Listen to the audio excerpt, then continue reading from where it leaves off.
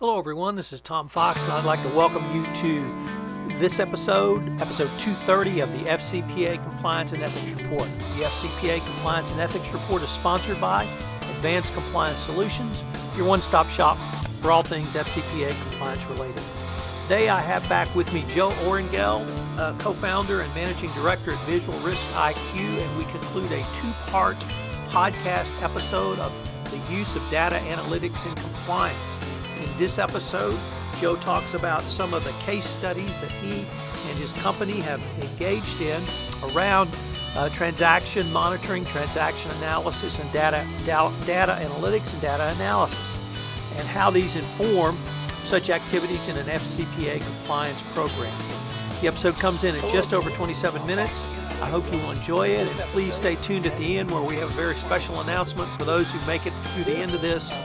You will get the information after Joe and I finish this episode. Thank you very much, colleague Joe Oringel, co-managing director of Visual Risk IQ. Joe and I have been exploring the use of data analysis in a best practices compliance program. In the most recent podcast, Joe explained what is data analysis and how a compliance practitioner might think through setting up a data analysis or transaction monitoring program in their company. And today I wanted to visit with Joe about some of the case studies that he and his team at Visual Risk IQ have done in terms of data analysis. Joe, what I found interesting was many of some of these case studies do not involve Foreign Corrupt Practices Act compliance, data analysis, or compliance programs. Yet, I found them very applicable to many of the challenges that a compliance practitioner might face. So with that somewhat long-winded introduction, thank you and welcome back. Thanks. Great to be here and glad we get to drill into some specifics. So one of the challenges that a compliance practitioner is going to have is to follow the money. And by that I mean to pay a bribe, you obviously have to have some money. And most employees don't have enough resources on their own to pay bribes. So they have to develop a pot of money, usually the company's money in some way, shape, or form to pay the bribe. So it could be an employees developing a pot of money. It could be third parties who are either conduits or work in conjunction with a company to develop a pot of money, or it could be some other types of techniques to essentially defraud a company from money or goods or products, but not keep that defrauded proceeds personally, but use it to pay a bribe. So I wanted to explore some of the investigations you and Visual Risk IQ have done around data analysis to prevent employee fraud. Sure. Happy to share some examples. I guess the first way when I think about very simply being able to develop that pot of money often begins with expense report fraud or expense report errors, putting in duplicate transactions or perhaps multiple very small transactions that when added together can create quite a large pot. I recall the Eli Lilly FCPA enforcement actions where there's the nonprofit, the preservation of castles. Is it in Hungary or Poland? Poland, where the executive at the drug company was making a large number of very small donations to the preservation of Polish castles. When you added up the series of transactions, it was quite larger than their individual grant of authority limit, and certainly something that needed to be reviewed back at headquarters and pre-approved before the sum total of those donations had been made. The same sort of split limit query could be used to look at a series of expense report transactions or procurement card transactions to make sure that not only are they within the individual's scope of authority for a single transaction, but also when the transactions are considered together. We put together an example and one based certainly in part by some things that we've done analytics for in the past. If you can just picture in your mind's eye somebody that wants to buy a $9,500 computer system, but they have a $3,000 single transaction limit. If they go to a vendor and ask the computer store, can I get this $9,500 computer, but I want to buy it day by day over the next number of days in a week, so that by Friday I have the computer and the monitor and the printer and the software and some of the other accessories, then and each of those invoices need to stay below $3,000. The computer vendor might think it's a little unusual, but they're very happy to sell a $9,500 piece of equipment, even if they do it over 4 or 5 days. So they might split that transaction into smaller transactions, each staying under that limit. Certainly, though, when evaluating together, if the individual's limit is $3,000, they shouldn't have the $9,500 piece of computer equipment being purchased without an additional level of review. So what do you do in a situation where you've got someone who has multiple expense reports, yet they're under the at or near the limit by which they need pre-approval? How would you go about looking at something like that? But this is really where the more technical data practitioner like ourselves gets together with the compliance team, often the internal audit team, to understand what is truly acceptable and what is not acceptable, and what are the transactions that we want to undergo an additional level of review. I'll share a real world example that's being prosecuted currently, and the real tip of the iceberg was a different kind of a split limit transaction, Tom. There was an individual at a university that wanted to buy a large amount of computer equipment from a particular vendor, and instead of going to the vendor and saying, I'd like to buy this, some today, some tomorrow, and some the next day, he actually brought a couple of coworkers with him. And now picture, let's call them Larry and Mo and Curly. And Larry put $2,800 on his card. Mo put $2,800 on his card, and Curly had $2,800.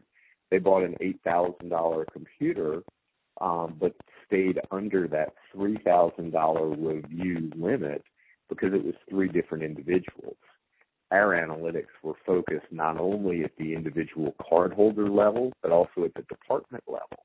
And because we saw that Larry and Mo and Curly all spent money, same vendor, same day, and in the aggregate exceeded the limit, that transaction was selected for additional review and scrutiny, and became the first couple of series of dominoes falling that, like I said, has resulted in a couple of terminations and prosecutions, not because of an $8,000 transaction, but rather that they did this multiple times in a 3 to 6 month period. And oh, by the way, the computer store was actually Curly's computer store. So not only potential fraud, but conflict of interest and other corporate policies that certainly relate to compliance could be reviewed through such an analysis, if I understand that correctly. Absolutely. The business question that we wanted to ask and did answer with the data was whether the $3,000 expense limit was being circumvented.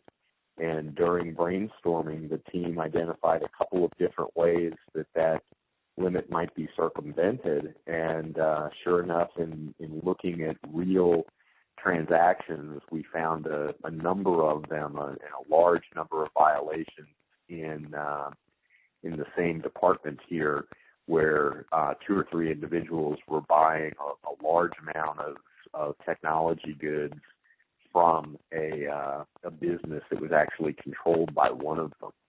So absolutely, data analysis helped identify the initial suspicious transactions, and upon further review, really uncovered a fraud ring where a large amount of money was taken from an organization.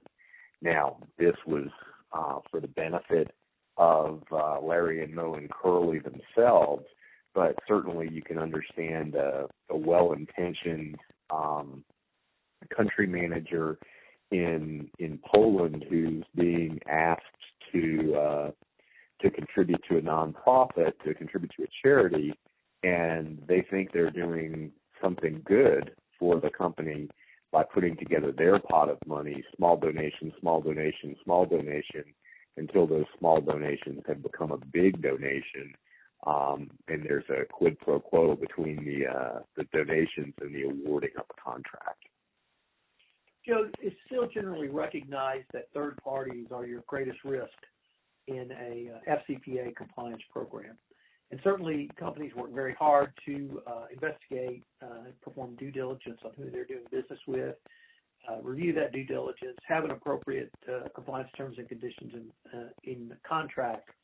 But I'd say that that's really only the start of a relationship, because you have to manage that relationship going forward. What are some of the things that Visual Risk IQ and yourself might suggest that would be an appropriate data analysis around third parties and third-party risk under the FCPA? The primary risk of third parties are your consultants, your brokers, your vendors. Those are organizations that are typically paid through the accounts payable payment stream. And I guess the first and most obvious risk would be just a sham contracting. That is, I've got a third party that I say is doing work for our organization. We pay them to put on some sort of an event, but that event doesn't take place. Instead, the payment for the event goes to the consultant or the broker, and that consultant or broker then uses that payment to make a bribe and to curry favor from a government official, whether that's done with sham contracting or perhaps with duplicate invoices, submitting multiple transactions for the same or very similar events. Those are all ways to different ways to put together that pot of money. We tend to find that data analytics can pay for itself by looking for duplicate invoices or for improper payments. Sometimes, most often, these are very innocent mistakes, but certainly the techniques that are used to find the innocent mistakes can also find things that are quite a bit more untoward.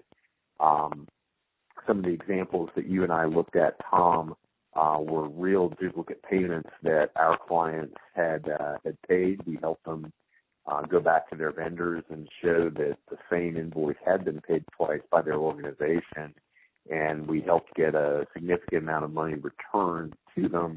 That helps the audit, the compliance, the data professional really have a lot of a positive stature in the organization when they've done their analysis, and tens of thousands or even hundreds of thousands of dollars can come back into the organization because of those payment errors. You know, one of the things that you and I have visited about, but deficiencies, I might say, in the area of auditing is that it's a retrospective look back of a certain time period, but it's a look back. And one of the things I think I've heard you emphasize is that you can use data analysis not only to look back, but look now and perhaps even look forward. How would that work in terms of ongoing monitoring on third parties? Sure, Tom. Well, the same analysis that we use to do a one-time look back to identify whether there are any vendors in the the master file who share an address or a bank account or contact information with debarred vendors or other known bad actors. That one-time analysis that we might do and look at all transactions for 2015 and help an organization understand if they're doing business with any firms that perhaps they shouldn't.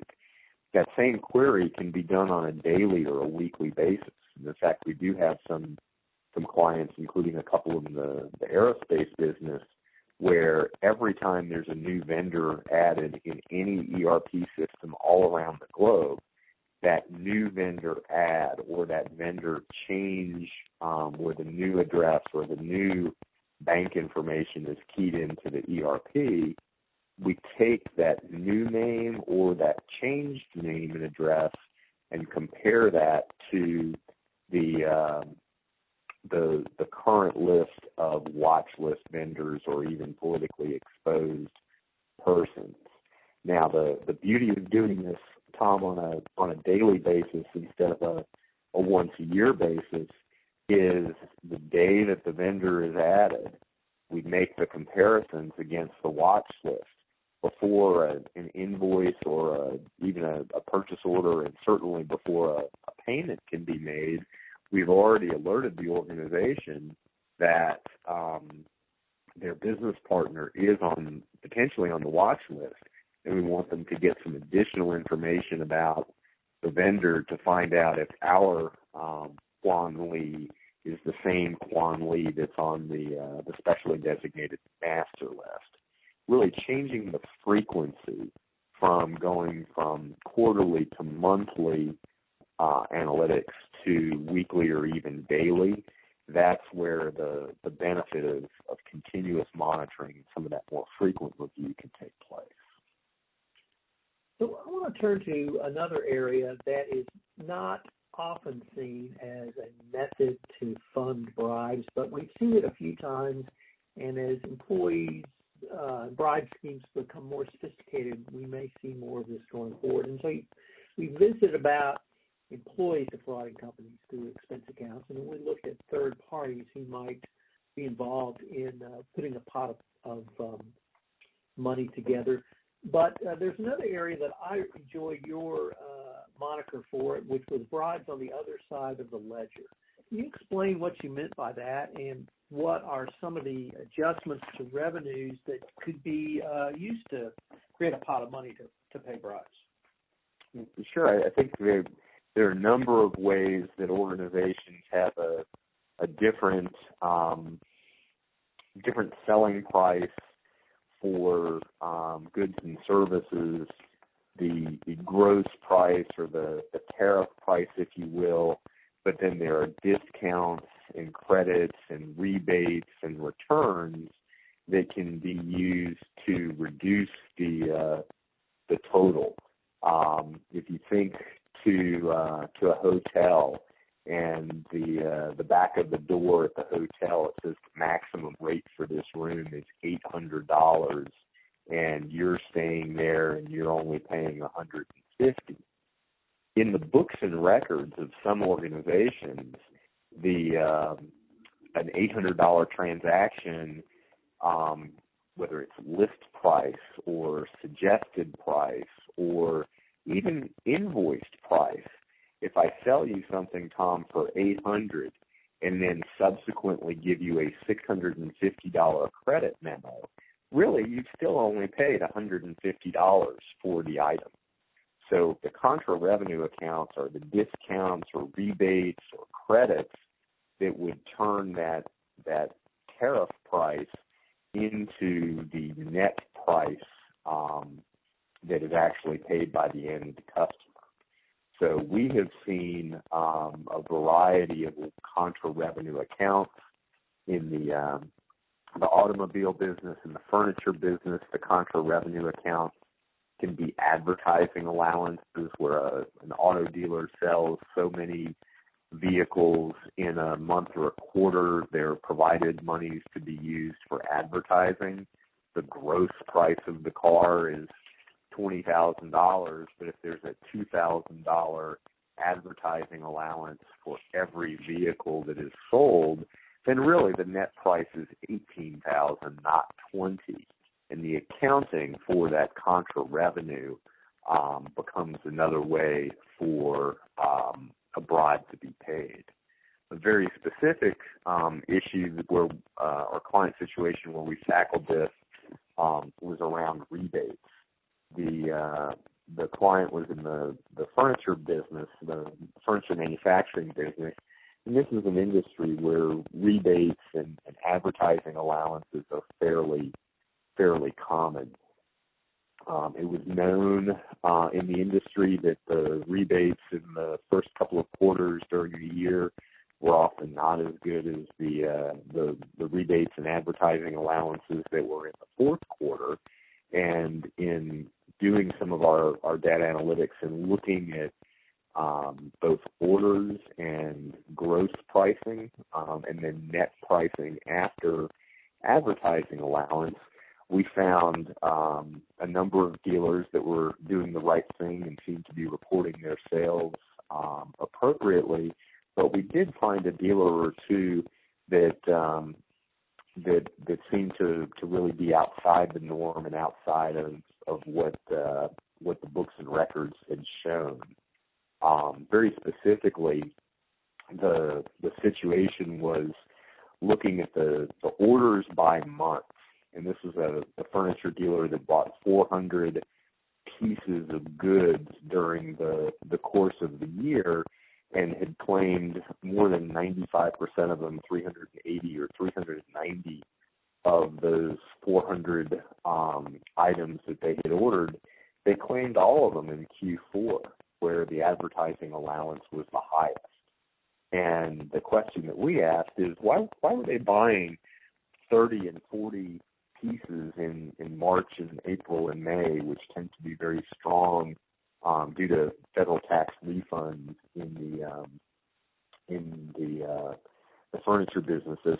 That spring quarter tends to be a very strong quarter for furniture dealers, and we just couldn't make sense. They had 100 and some odd on hand. They ordered another 30 or 40 pieces, another 40 or 50 pieces in April, another 30 or 40 pieces in May. Why were they building their inventory and not selling any in March, April, and May, not selling any in June, July, and August? And then, boom, all 400 of the units that they had on hand, almost all of them were sold in Q4.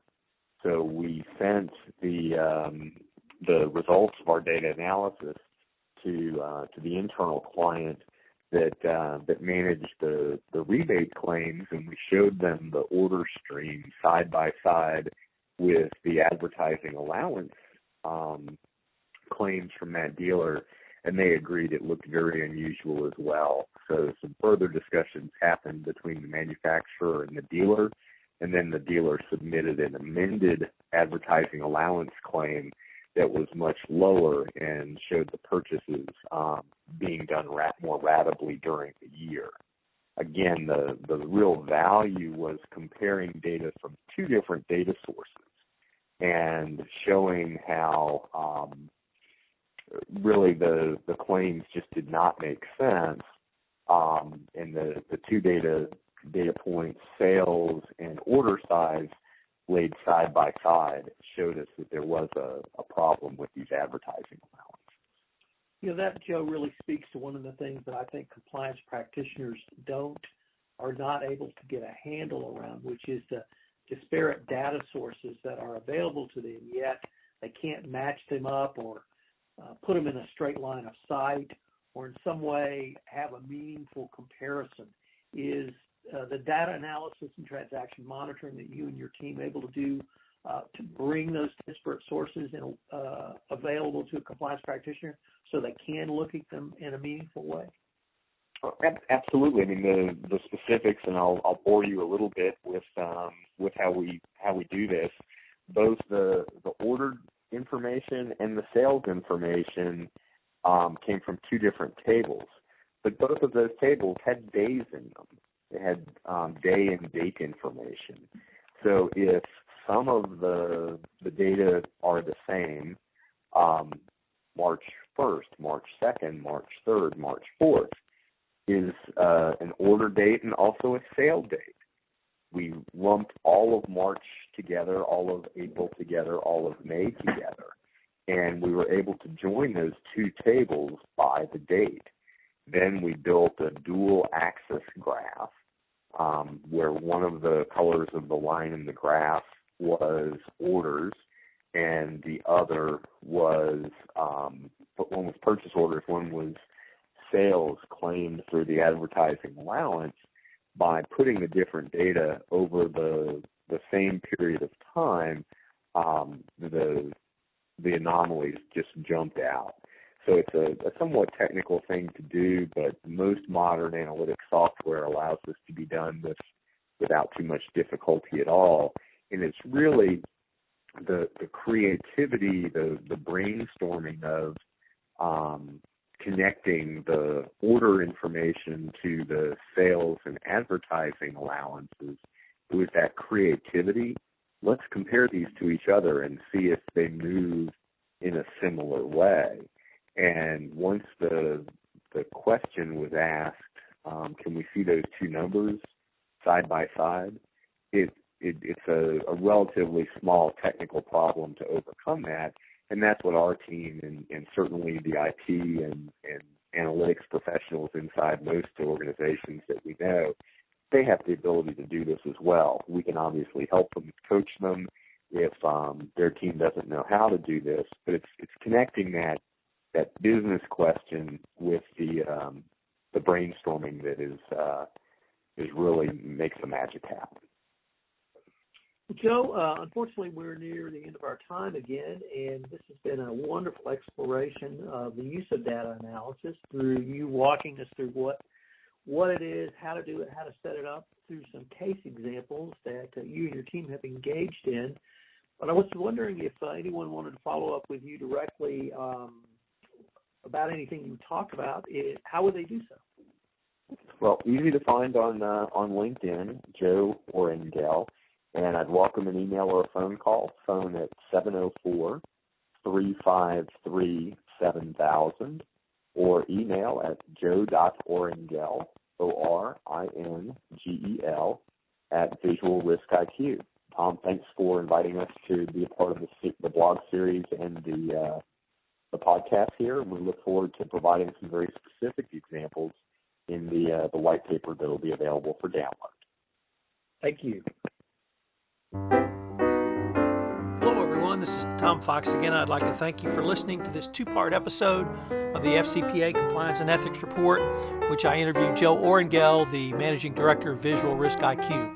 As I promised, we have a special offer for those who've made it through the two.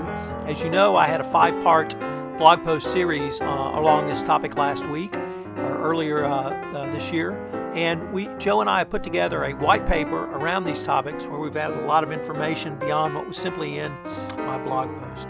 If you'd like a copy of that, you can email me at tfox@tfoxlaw.com, or you can email Joe at joe.oringel@visualriskiq.com.